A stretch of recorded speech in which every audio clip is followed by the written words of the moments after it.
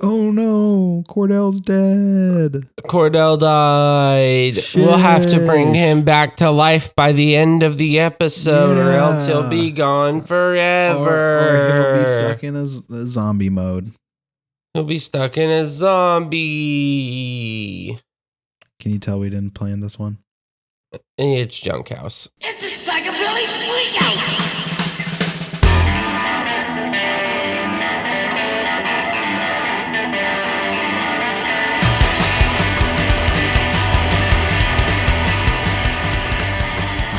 Welcome back to our day of mourning.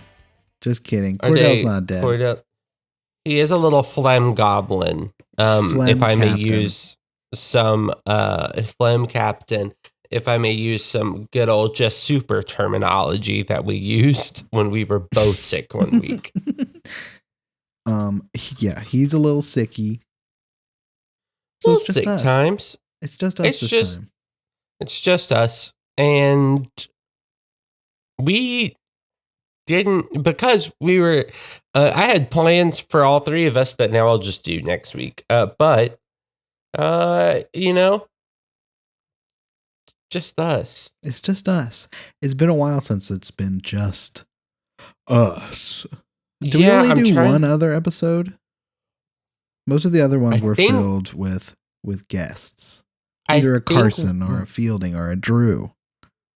Right. I think we've done 2 that are just us. I think 2 of them. I think 2. I definitely know there was one where we discussed the best Legend of Zeldas. Yes, for sure. Big fat shirt. Can't remember if there was another one. Yeah, but I mean, whatever. We'll miss Cordell, but it's always a fun time. Yeah, it's always a fun time here. Just us queers. Just us queers. It's the queer episodes. Which means if you skip this episode, you're homophobic. Homophobic, transphobic. Queerphobic. All of the phobics. Just all the phobics. Is queerphobic a thing? Is that just like a general term now? Or I don't know. I was just saying it. All right. I didn't know, because sometimes I don't know if it's real. I don't know. Sometimes we both know stuff that the other person doesn't know. So I just wanted to. And that's a beautiful thing. That's what friendship really is. When one of us doesn't know something that the other person knows, and then the other person can enlighten us. You know, that's the meaning of friendship in 2024. I enlightened Sammy on something yesterday, which is that my entire life. You know. Yeah, I did. I did do that because I've been really into Doctor Who. Which has been alluded to a few times on the podcast. But one of the ways that I've been enjoying Doctor Who is the Doctor Who audio dramas, which is basically like an audio book, but it's fully casted, and every character is just so good. I didn't know it was fully casted. That's pretty sick. It's fully casted, and like really well done. It's very. Did you ever listen to Hitchhiker's Guide to the Galaxy, like the old radio show? No, I have not. Very worth listening to, but it's they're very similar in like how they did it, which also makes sense because fun fact about Doctor Who, Douglas Adams was a writer for Doctor Who in the classic series. That makes sense. That makes sense though. Yep. He wrote several under different pen names because he didn't want to get recognized as like, oh, you're writing for a different sci-fi series. Yeah. But yeah. Those Douglas are probably Adams. Great episodes though. Oh my God. There's one thing he did for the 4th Doctor that is called City of Death. Everybody's dead there? Like Cordell? Everybody's dead. Like Cordell. Oh man. But no, City of Death is actually really also just kind of very funny because it's a 4th Doctor story where you think it's about to be like, oh, it's crazy because everybody dies. No, it's about an alien who's been around Earth for so long that he has a fake Mona Lisa that he's trying to sell as the real Mona Lisa to get a bunch of money so that he can build a time machine to go back in time and stop his ship from crash landing on Earth. It's really That's great. It's really it's very good. It's very good and very worth watching if you find a way to watch it. But it's just wild. Just wild. Where is old Doctor Who now? If you want classic Doctor Who, so from Doctors 1 through 7, it is on BritBox. Okay. Some of the episodes from 1 and 2 don't exist anymore because the literal films were caught on fire in somebody burned down the BBC building. So like there's like pictures or some audio, and some of them they've actually hired animators to animate the whole episode with the audio of the original recording. So that's really cool. Sick. Yeah. The Eighth Doctor is a standalone movie, and it is on YouTube. It's worth watching. Yeah, it's just on YouTube. I think it's worth watching. It's very fun. Paul McGann is a very fun doctor, and his he had the movie, and he has 10 minutes on screen in a special in the new series. Ooh, okay. And then one of the newer ones that came out. One of the newer ones, I believe it was when Matt Smith was Doctor. I think I know which one you're talking about now that I'm thinking of it. Yeah, I think Day of the Doctor or something like one of those. Anyway, but so then that happens. He also has an extensive audio drama life there, and to the point where there are some people that project that he is the Doctor that lived the longest if you take the audio dramas as canon. Okay. Well, are they canon? As someone who's I think they are. They're built in a way where you don't need to listen to them for them to work, or for the show to work, but they do kind of add to the show to a point and kind of like amplify some of the ideas. It's really fun. Yeah, and like Doctor Who is such a vast universe anyway. It's like there's a lot of time unaccounted for. They could be canon. Might as well be canon. Absolutely. Yeah. And especially when it comes to the Eighth Doctor, where he had a movie and then we didn't see him for so long. So like, of course, he just said see ya. Yeah, he said bye. And then from Doctors 9 through 13, it's on HBO Max. And then from 14, 15 onward, it's on Disney Plus right now, which 15 only has one full episode. It won't come out till May. I'm anxiously waiting for it. Okay. I wish that there was just one place I could send people and be like, this has all of Doctor Who, but I have to send them to 4 different streaming services. Well, have you seen How to Watch Pokemon? Have you seen this meme? No. There's like this How to Watch Pokemon on streaming. I think it was like something that Pokemon released, but I could be wrong. But it was like, if you want to watch the first few episodes, the first season, you can watch. You can go on Netflix, but then you go over to the Pokemon streaming service that isn't going to exist in like a month. And you watch 2 or 3 seasons there, and then you jump over to Hulu. Like it's crazy.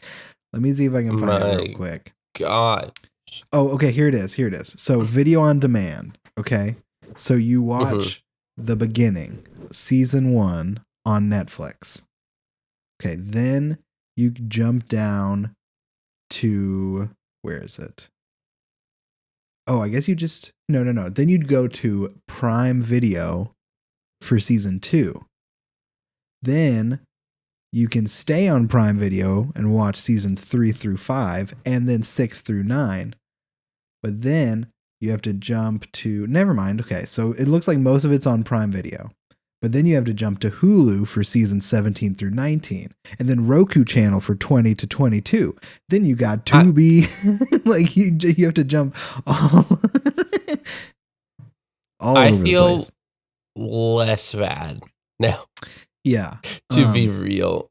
But you know what will make you feel real bad? Oh, what is it? When we read reviews that are really bad, so you guess the movie. Oh, yeah. Yeah, this actually make you feel good. Oh, yeah. Okay. All right. Maybe. All right. All right. Maybe. We'll see. Okay. All right. Okay, so 5-star review from Reaper U Official. Mm-hmm. This is just a quote from a bigger review. Okay. Okay, are you ready? Are you prepared? I'm prepared. This is why Doctor Who can't be saved. These arseholes can't and won't make escapism, which is the only thing the show should be. Ding, ding, ding. I'm gonna guess. Okay. This is for the Doctor Who special, The Giggle? Or The Church on Ruby Road? Incorrect, but you're in the correct category. It is a Doctor Who special. Okay. Doctor Who special. 5-star review from Bella 777. Thank you, Bella. Worse than the first Christmas special, but BoJack Horsewoman features.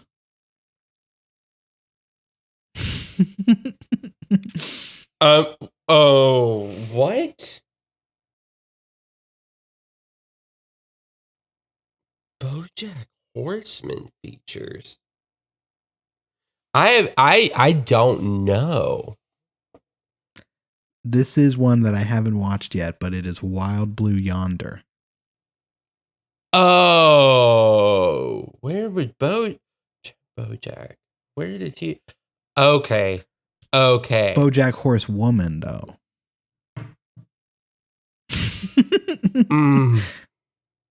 Okay, yes.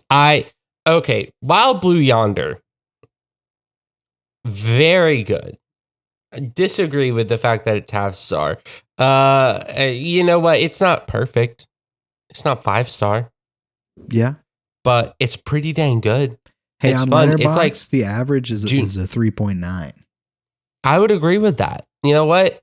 Letterboxd, you're correct.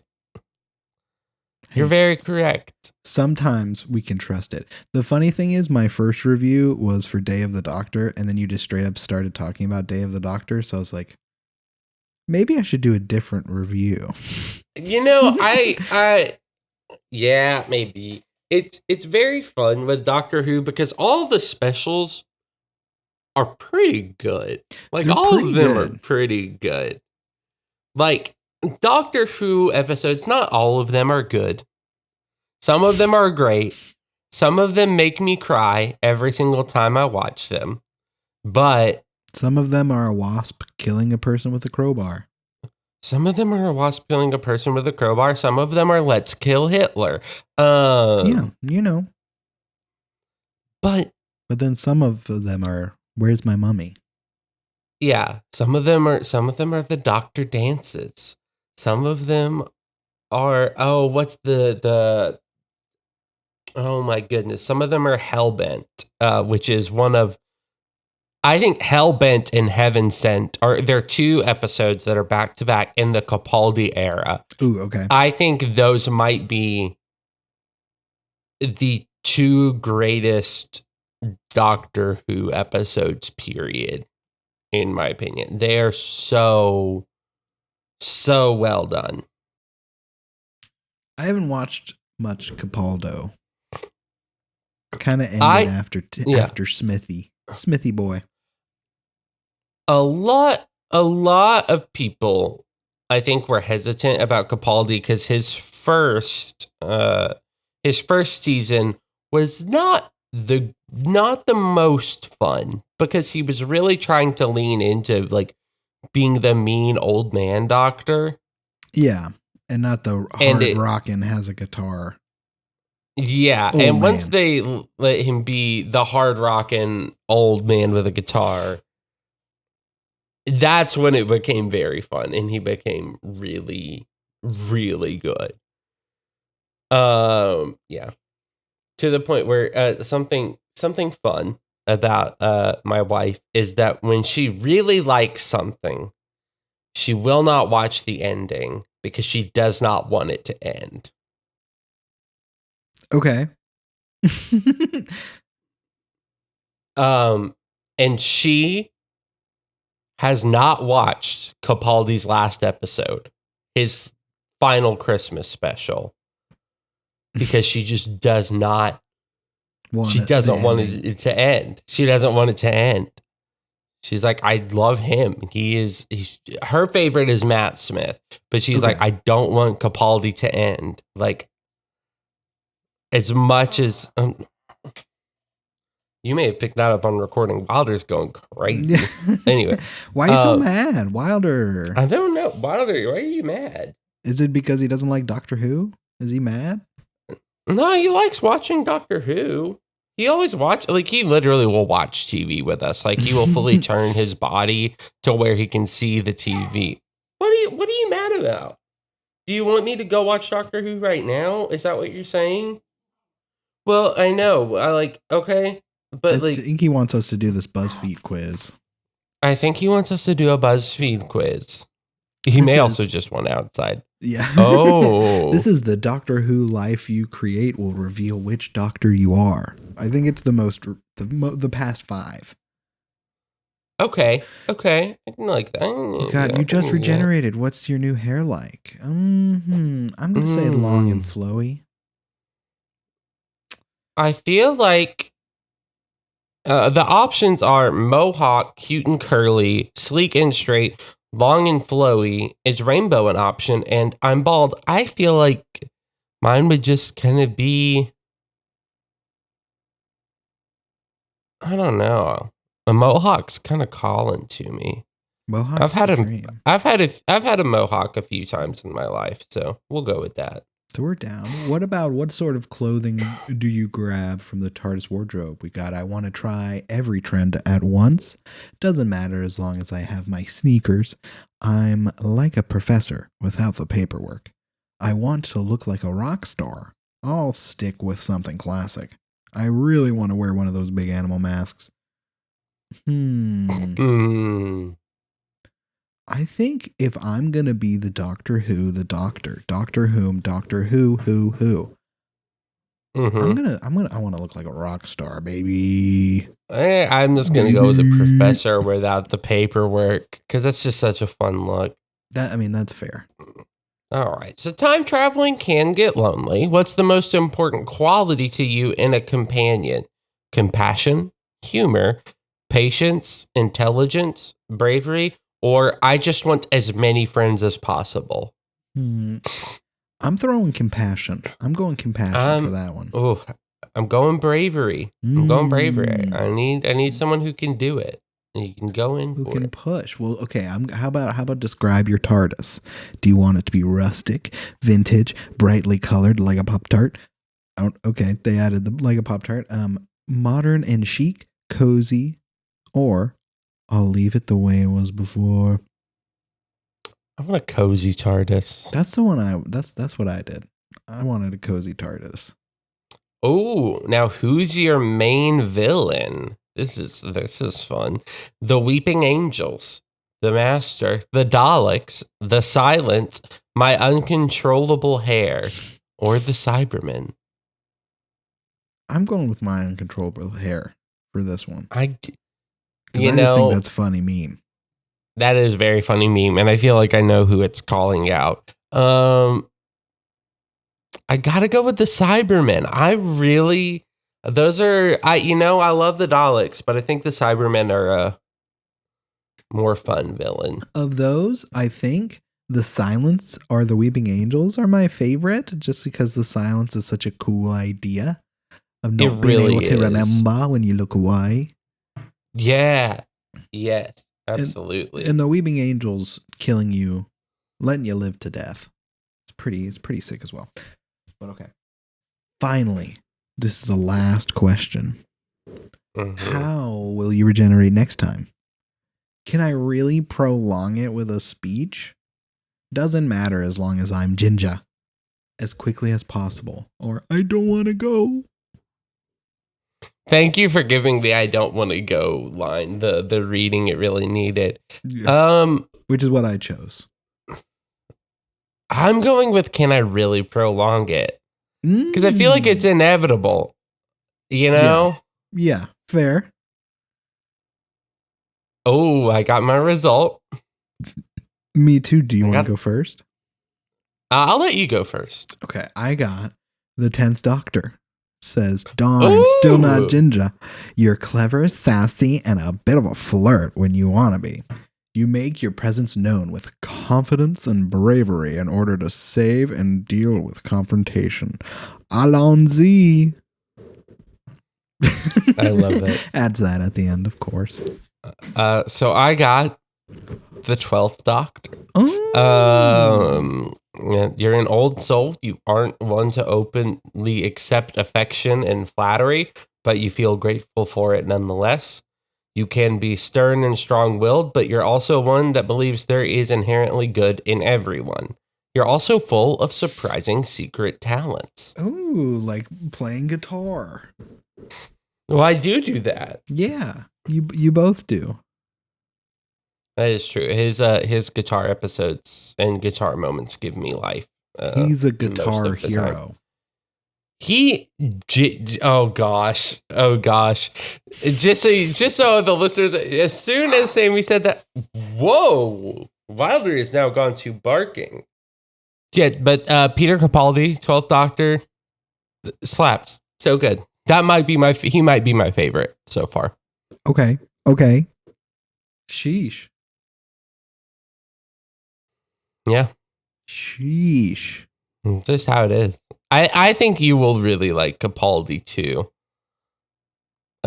There's a scene he has where he's sitting with one of his companions, which he kind of has 3 companions total. But one of them's name is Bill, and Bill is a lesbian woman who that's like a big part of her story, or else I would not like just call it out because but at one point Bill is asking about his relationship with the Master and how that works, because they're friends from a long time ago, but whatever. And he said, I think I had a crush on them once. I think they were a man at that time, and I'm pretty sure I was too. And then Bill is like, oh, so like you could fancy a man. And the Doctor said, we're far civilized beings with millions of years in the future and millions of years of advancement above Earth. Do you think we're really still worrying about the petty concept of gender? and I just... Yeah. So perfect. True. So fair. Perfect. Fair and true and fair and true. And then the 13th Doctor exists, which she's incredible, but her writers just did not know how to write a Doctor Who episode. So yeah. Well, you know who is really good at writing? Ichiro Oda. Oh. Because another thing we have in common is One Piece. We do. We both like One Piece. Where is you at? Where are you? I am. Let me look up the names of the arcs in order, because I got really distracted by Doctor Who and kind of stopped for a bit. Well, it's time to catch back up. It's time to catch up. Yep. I am currently at the Drum Island arc, so still early, very early, because there's still a lot left to go. But that's just also how I am. Is I just do like a little bit, and then I take a break, and then I come back and finish everything. So okay. Yeah. Yeah. So, but you've been watching it, right? Yes. I enjoy reading it, but I just cannot it's there's so much to read, and I know there's so much to watch, but watching is a lot easier for me to do. Yeah. There's Fair. so much to read that it is very intimidating. And so what I've decided to do is if I really like an arc, I will go back and read that arc as well. So that way I can really like see the different interpretations. Yeah.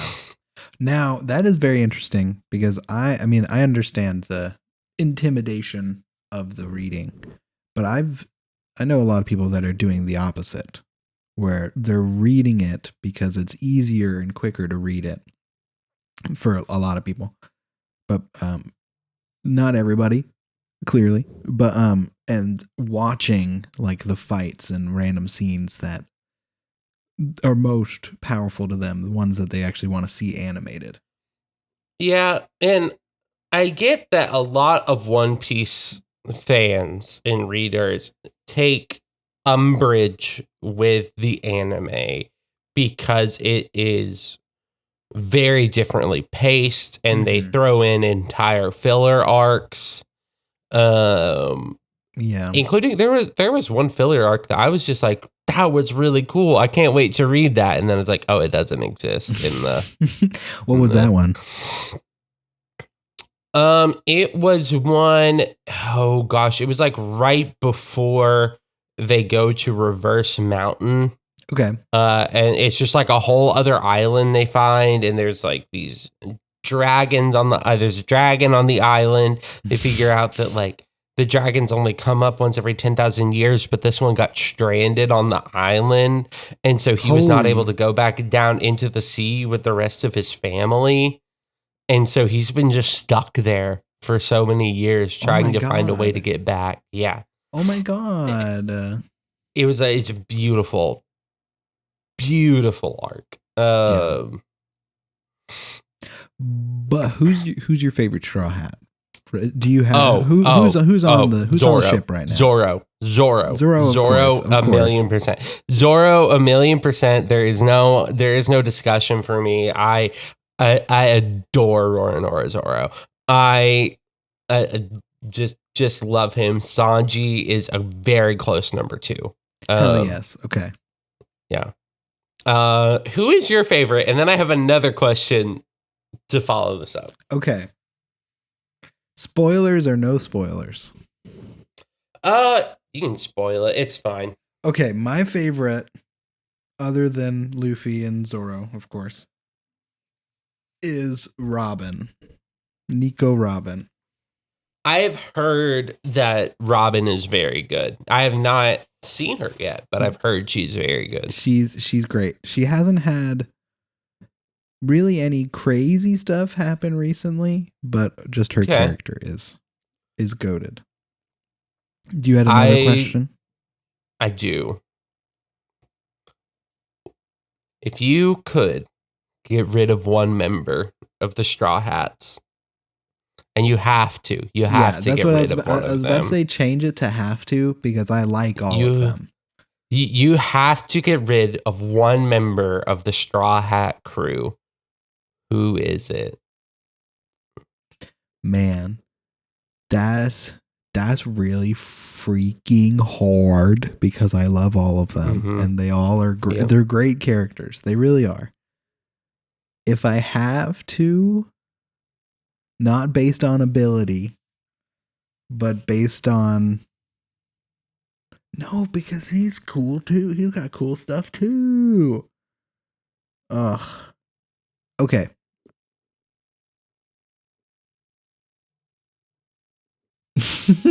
I was about to say something and then my body just wouldn't let me say the name. Say it. I think I have to go Chopper. Okay. That's fair. That's fair. I don't know. I like all of them. I think Chopper is sometimes the one that can get annoying. I see. I think this is watching it versus reading it. I would get rid of Usopp so fast. But my boy Sniper King, dude. I'm sorry, that's different. He's different. No, you're right. You're right though. Like that's like it. Here's the thing. From where you are standing. Yeah, of course, Usopp. Of course, Usopp. With absolutely. With where I am, you're also more limited to the Straw Hats. Like you I have the full range. Yes, and you have you have the first half basically. Yeah. And with where I am, wait, you might be exactly the first half. Because you got Sanji, you got Zoro, you got Nami, you got Luffy, and then now Chopper, right?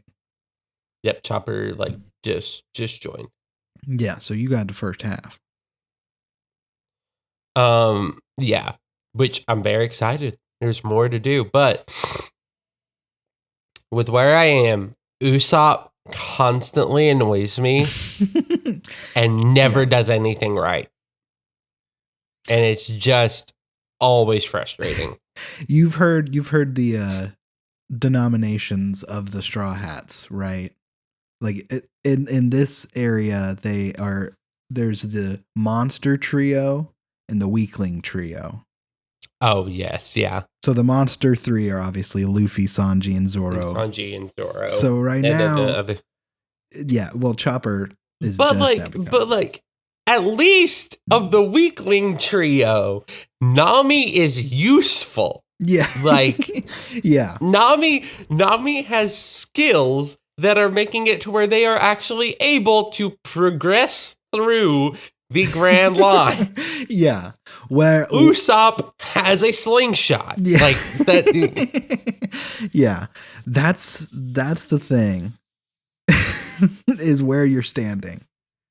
Yeah. And and it's the same thing with like anything, you know, like if we were talking like Avengers throughout the years, depending on what era you're in, you may cut different people. So fully realizing that like Usopp probably eventually gets way better and is not the most annoying person to ever exist. He can still be very annoying, though. I understand, yeah. Like even nowadays. Even I think it's just the voice actor in the anime also just gave him a very annoying voice, and I'm like, this is bad. This is like actively bad. All right. Just to say, I don't have an opinion on this. Okay, especially because I don't want to on anime like, as a whole. Spirits. I don't care either way. When I watch anime with my brother, I watched it dubbed. But like if I was gonna watch it by myself and I wanted to spend time focusing on the anime, I would sub. You know, it's whatever. I watch dub because it's just like it's just reading for me, and like I can read and I fully read. Like I'm reading a few books right now, but yeah, reading is something that I have to really focus on and cannot have a lot of other distractions. That's very fair. And so often if I watch a subbed anime, I will be reading the subtitles and I cannot focus on what's actually going on screen. Yep. And so I will miss full scenes because I'm trying to keep up with what's being said. Yeah. That makes sense. And I mean, voice actors are good. Yeah. It's not like I'm watching 4Kids. Yeah. Like, apparently the guy that voiced Usopp is also the voice of Krillin. Interesting. Sunny Strait. Okay. Okay. Strait. Straight. Probably. Street. Straight. He's also the voice of Mace Hughes. I love Mace Hughes. It's like, shout out Mace Hughes. Shout out. The show that got me into anime, Full Metal Alchemist. Fully That Metal Alchemist. Fully That Metal Alchemist. Okay, when it comes to One Piece, I do have some things to talk about. Give me some questions. Let's talk about this. Good Mythical Morning, but One Piece. Let's talk about this One Piece edition. What got you interested in One Piece, and at what arc? Like, what arc or what chapter or whatever did it take until you felt like, oh, I need to finish this? Oh, I'm in it. Right. Yeah. So I have always had a weird, like, tangential relationship with One Piece. Like, growing up as a kid, I always, like, I think I watched, like, 4Kids a lot, or, like, Jetix. Like, I watched a lot of those goofy, random, offbeat cartoon channels. And One Piece was on whatever. And I just remember watching it a little bit, like popping in and out. I think the first time I ever watched it as a kid, it was in the Baratier arc. Like, I remember love the Baratier arc. It's so good. It's so good. But I just, like, left it. I don't know. And then over the years, I just kept on seeing it randomly and being like, yeah, I still like this from what I know. And I think it ended up being me, like, finally coming back to it and deciding to read it was me just kind of being like, man, I do like this property. I see how big it is now. And I've wanted to get into it.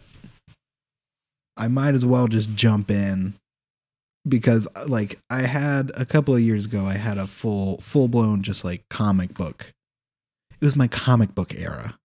And I just, I did the same thing with One Piece. I just dove into DC Comics without really caring. Yeah. I'm just like going, here we go, let's go. Yeah.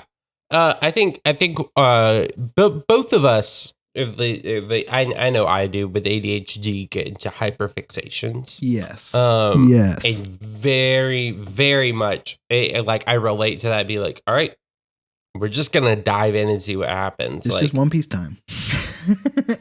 It's just One Piece time. Just the same way for me right now. It's just Doctor Who time. It's just Doctor Who time. It's just Doctor Who time. I'm really vibing with it. So what was the arc, or do you remember, like, a moment of watching, reading, whatever, like a story beat that you were like, oh, I have to finish this? Yeah. Oh, also, real quick, important note. What really got me into One Piece, into reading One Piece, was it the Netflix show? It was the Netflix live action show. So good. I watched it. I was like, this is so good. But the manga, the original shit, is probably so much better. I'm just going to sit down and I'm going to read this because it is so much better than the Netflix show. It's insane, because the Netflix show is really good and a really good adaptation of the manga. But okay. I think the first time I really got into it, like, this is me I'm looking at the arcs, right? You start off with Romance Dawn, and Romance Dawn is it's a great beginning, but it doesn't really entice. Yeah, which I think is by design. Like, it's literally just like, let's introduce you to how this will go. Yeah, and then the first time you go to Orange Town, which is, you meet Zoro, Luffy meeting Zoro. That. But I don't think I really jumped into it until Baratier. Like, so we got Orange Town, then Syrup Village, which is Usopp's town. And you got the guy with the finger blades. You got Usopp. Like, it's not my least favorite story, but One Piece didn't get me the moment in One Piece. Let me just say it like this. Stop being such a scattered. The moment in One Piece that really got me going, and what got me loving Zoro so much, was his fight with Mihawk. He fights Mihawk around the Baratier and loses terribly. And yes. And this is a dude that was just set up to be nasty, to be a demon of the seas. I don't know if they say that he's a warlord of the seas yet, but like he's supposed to be just this terrible figure. Zoro gets defeated. Zoro turns around, lets Mihawk strike him on the front because strikes on a swordsman's back is a swordsman's shame. And then Zoro doesn't die, and he's holding up his sword, and he's like, Luffy, you're going to be the Pirate King. I will never lose a fight again. And it's just so badass and so sick. And with all of the buildup in the moment, it's just like, oh my God. It's so good.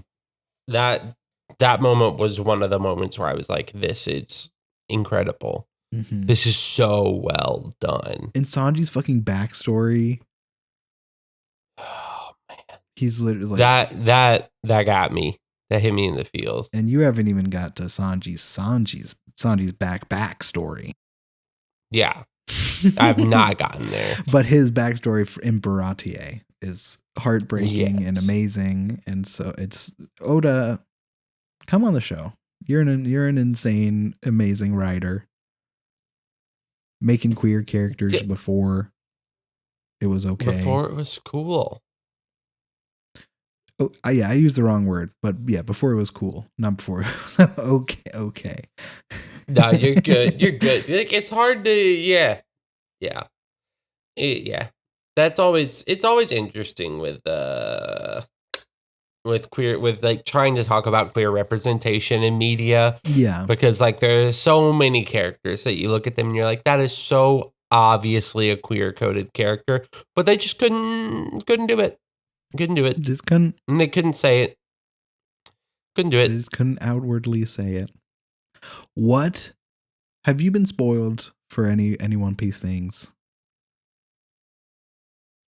Some things I've been a little bit spoiled on, but the beauty of my brain, yeah, and the detriment, it is a curse and a gift simultaneously, is that I forget stuff all the time. Yeah. And fair. So if someone spoils something for me, it doesn't matter. I'll forget it in a week, most likely. Good, yeah. Like, so there have been things that like have been vaguely spoiled for me, but no, nothing that I remember is a spoiler. Yeah, nothing important enough that it would get like, because the only spoiler I had was one of those real big ones that you just can't forget, no matter how hard you try. Yeah. Well, and like here's a fun thing.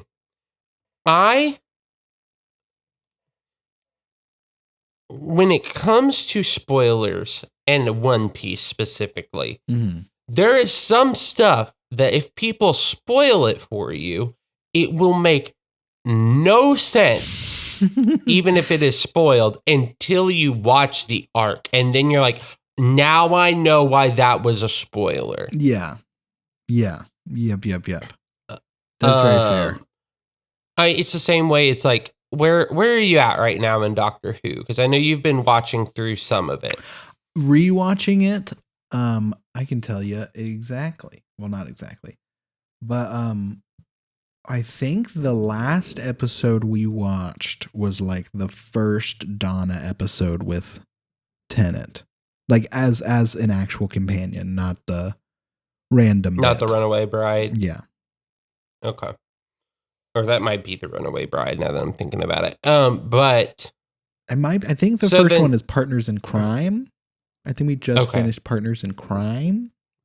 It's been a while since I've watched Tenet, so makes sense. Very probably. If I say something about Timeless Child or Fugitive of June, Yeah. Those are spoilers. Those are big spoilers for Doctor Who. It's not going to make any sense. Which is funny. Right, yeah, because the internet's the internet, because so the like internet, people and I googled it because I saw Timeless Child and was like, "What? Huh? What does that mean?" And I was like, "Oh, oh, that's which, what like, the Timeless Child is." Yeah, which like fully makes sense. Yeah. But like for somebody that's like just now, if any of our listeners out there are like, where do I start on watching Doctor Who? Because like obviously with One Piece, start at the beginning. With Doctor Who, for fuck's sake, don't start at the beginning. Yeah. Start with Eccleston, which is 9, which is on HBO Max. He's so good, and we miss him. So good. We miss him. He is on Big Finish Audios. He is doing audio stories now. Okay. Because he has said that he will not return to work with the BBC as long as Russell T Davies is involved. Yes. So, which I have based, and I have theories because no one's exactly said why, but there's enough stuff out there that you can kind of start piecing together what happened. Yeah. But if someone's just starting with Eccleston and they're watching Rose, which is his first episode, Timeless Child means nothing, because also in the first episode, you still have to go under the presumption that the Doctor only gets 12 regenerations. Yeah. Which was the standard. And it was set up in the third Doctor and was kept as truth for a long time until Matt Smith's era. And then they changed it. Not true anymore. Because they could keep writing it. Yeah. And so there's that. And then Timeless Child came in and said, but what if? More. But what if? Yeah, it's like if I said in One Piece, I want to live. You don't know. Yeah, I don't know. You don't know. But that's big. Yeah. That made me cry. Yeah. You know what? I'm looking forward to that moment. I'm looking forward to it. I'm ready for you to cry what it too, is. Caleb. You're going to cry. Yeah. Okay, you're going to cry. I'll have to, you know what? I'm very close to finishing up Jodie Whittaker's Doctor. Then I'll probably go back to One Piece. And here's my suggestion. When you get to the point of Jodie Whittaker, don't watch all of it. Half those episodes are so bad, they're just fully skippable. Okay. And it won't matter with continuity. Because her companions are fun ideas of characters that they do not flesh out enough. Okay. Because she has 3 companions at all times. Oh, it's like a little party. She literally calls it the Team TARDIS. Okay, why does that just feel a little weird? It is weird, but that's the weird dynamic as well, right? With the major difference between Doctor Who and One Piece, in my mind, right? The crew of the TARDIS should be no more than 3. The crew of the Thousand Sunny could be could be like 10, 11, and people would not be upset. No. And that's what, like, Doctor Who at its best is one Doctor, one companion. Yes, agreed. A character study. Yes, and it goes in depth. It's for example, with Rose. You learn more about Rose. You see how she interacts with Eccleston, and then you actually get to process how she feels about regeneration. And she kind of acts as a surrogate for the audience in those episodes of like, I don't know if I trust this person, because David Tennant's first episode, he's not there until the last 5 minutes. Yeah. So she has no reason to trust him.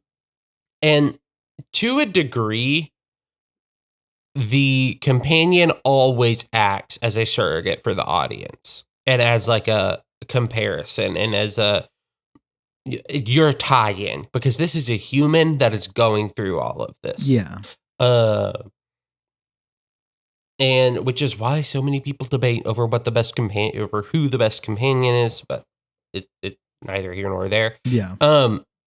But like yeah, with One Piece, all of these people are, let's be honest, if you drop them in real life Earth, they are the most powerful person on the planet. Yeah. Even Usopp. Even Usopp, even cowardly Usopp is definitely one of the most powerful people on the planet if you just drop him in Earth. And so yeah, having multiple people, because you're like, oh, these are all like highly powered people Monsters. that are just insanely good at what they do. They are all monsters essentially. But Doctor Who has the humanity element. And you want to explore that more because they're human. And most companions only get one season. Yeah. Maybe 2 or 3. Not a pirate crew. Not a pirate crew, and not, in the case of Zorro, well over 1,000 chapters because he joined so early. And some of them don't get as much because they join later, you know. Which Straw Hat would be the best doctor? I think it would be the funniest if the doctor regenerated into Luffy, but funniest, yes. Best doctor. Okay, yeah. Nami. Ooh. Because of the navigation skills, I feel like she would be a very good doctor. I think, and she's also she just does the dramatic backstory so well too. Yeah. And she has that side of her that is like only about treasure and greed, which would play very funny as the doctor. Like that struggle between like, I gotta save this entire planet full of people, but there's some treasure in that ship that's leaving. Fuck, what do I do? Yeah. What do I do? Yeah. And I don't know, have you watched any of the specials on Disney yet? Or I've watched the first one. Okay. The Star Beast. I think so. Yeah. Yeah. With Doctor and Donna coming back. Okay. Doctor and Donna. The Doctor and Donna. And Dr. Donna Noble. And Dr. Donna and Rose Noble, who will be returning for the 15th We love her. Doctor. We love her so much. Confirmed. We love Rose Noble. I really do. I think her character, it's going to be so much fun to see. Because in the trailer for the upcoming series, it looks like she starts to go work with UNIT some. Ooh, so okay, really cool. We love UNIT, or at least I love UNIT. Science. But yeah, it's gonna be very good. What about you? Do you think Nami is most likely the best, or do you have another person? I think Nami is really good. I think Jinbei could be pretty good. You haven't met him yet, but he is a helmsman. He's okay. He's really good at that, but he's also I'll just tell you, he's a big whale shark fishman. I've seen pictures of this person and thought, what is going on in One Piece? He's great and amazing. It would be really funny. Just imagine if the doctor regenerated into like a church hell. I mean, that's where he is. He's in church hell. Church Hill look-alike, but more of just like a jolly martial artist. Like that would be fun. And he's a really good helmsman and knows the seas, so it would be like maybe this doctor is the best at moving the TARDIS, and he knows space and time the best, so he can angle it correctly. Well, yeah, and that's also kind of wild. And it's one thing that I think it would be fun if One Piece kind of picked up from Doctor Who is the fact that the TARDIS is kind of sentient. Yeah. And will just sometimes leave if it thinks the TARDIS is in danger. it leaves and it does not want to do it. Or it will, there's so many things that it does. And it's just like, all right, cool. I decide where you go. Yeah. You want to go to Earth 1963? That's cool. You should have said, 1963 AD, because here you go, BC. Yeah. And it's just your stuff. Like, sorry. That's where I want to go. Sorry about it. I want to see That's the sights. I want to be. That's where I want to be. No, the merry-go, to go merry, however you want to say it. Yeah. That's an alive ship if I've ever seen one. And you haven't learned yet, but you'll learn. You'll cry. I will cry. You're going to cry. One Piece is going to make you cry. That's a threat and a promise. Yeah. I probably will cry. Like, if I'm being real about it. Like, that's just, Olivia kind of laughs because, like, things that are supposed to make you cry that do not make me cry. Dogs dying in movies does not faze me. Okay. I'm so used to it at this point. The entirety of Les Miserables, no part of that is sad to me. I honestly just don't like Les Mis. I like some of the music from it, but good music. But I understand. Yeah, Les Mis doesn't make me cry. The end of Toy Story 3. He's growing up. Everyone He's got to leave up. the toys behind at some point. Okay? Things that do make me cry. Multiple episodes of Doctor Who, Full Metal Alchemist all the time. And like Olivia was like, you cry at the things that are like the boy things. And I was like, yes. Yes. Correct. Yes. You are right in this. But yeah. I don't she's like, I don't want to be sexist, but your tears are man coded. Oh man. Your tears are man coded. She also says that sometimes I listen to sad boy music, which is very funny. Which is who's some sad boy musics off the top of your head? According to Olivia, the sad boy music I listen to, certain Mountain Goat songs, Neutral fair. Milk Hotel, Wilco. Okay. I was thinking like Joji. See, sorry, I should have clarified more. It's not just sad boy music; it's sad dad music. That's where Mountain Goats. Different. That's where Neutral Milk. Gotcha. Yeah, or there's one song I really love that Sammy and listeners, go listen to this song because it's very incredible. It is called Clay Pigeons. Ooh. By Blaze Foley, Blaze Foley is an incredible writer and guitar player that passed away sometime in the 80s or 90s. He was from Arkansas and then moved down to Texas. And then fell in with some other fellow guitar players and musicians, released a few albums, didn't get much success, but then other people started covering his music because they really liked it. And so a lot of people kind of found him through that. But Clay Pigeons is a beautiful song by him. You've shown me before, and it's very good. It's just if you ever just want to sit in your feels for 3 minutes or so, just listen to Clay Pigeons. Just listen to Clay Pigeons. I was kind of laughing because I thought you were using that as a transition. Oh no, I thought about it. But no, Clay Pigeons is a beautiful song. Yeah. I mean, if there is another song out there that I do think everyone should listen to, it is Psychobilly Freak Out by the Reverend Horton Heat off the album Smoke 'Em If You Got 'Em. We listen to it someday every day. I will say that we listen to it I listen to it all the time. And do you know what? A fun behind the scenes for the listeners.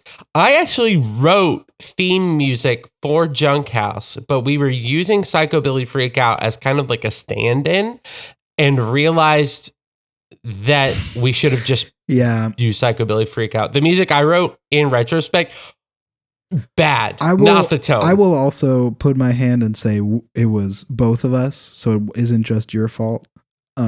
part of my envisionment was like it being fun, being like a little circusy intro, but we just dipped way too hard into dubstep. It was I feel like we've played it on the air before, but we will at some point if we haven't already. Whenever we do a live show at Elvis Presley's Crank Palace, we can play that song. Yeah. Well, if you want to see us at Elvis Presley Crank Palace, whatever we called it, you should rate and review us on Apple and Spotify. We would really appreciate if you give us 5 stars. Tell us what you liked. Tell us what you didn't like about the podcast. I guess also I'll do this part since Cordell is a sick, nasty little boy. Little phlegm captain. Aye, sir. If you want to email us, give us a little mail, give us a little story, give us a little kiss on the cheek, you can do that at junkhousemaiilbox@gmail.com. You know what? If you do want to, here's a prompt of what to email us. Here's a good prompt. Because I think it's fun.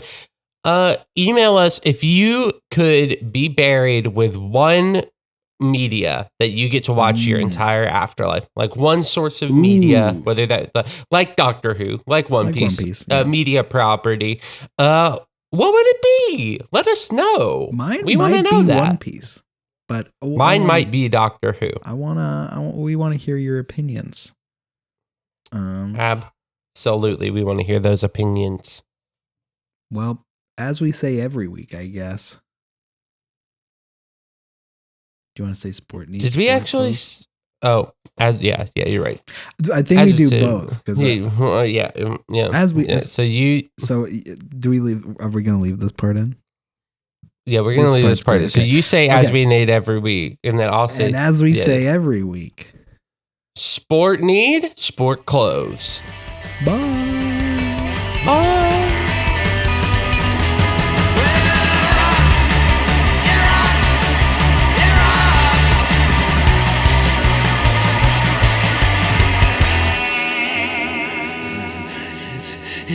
It's a psychobilly freakout!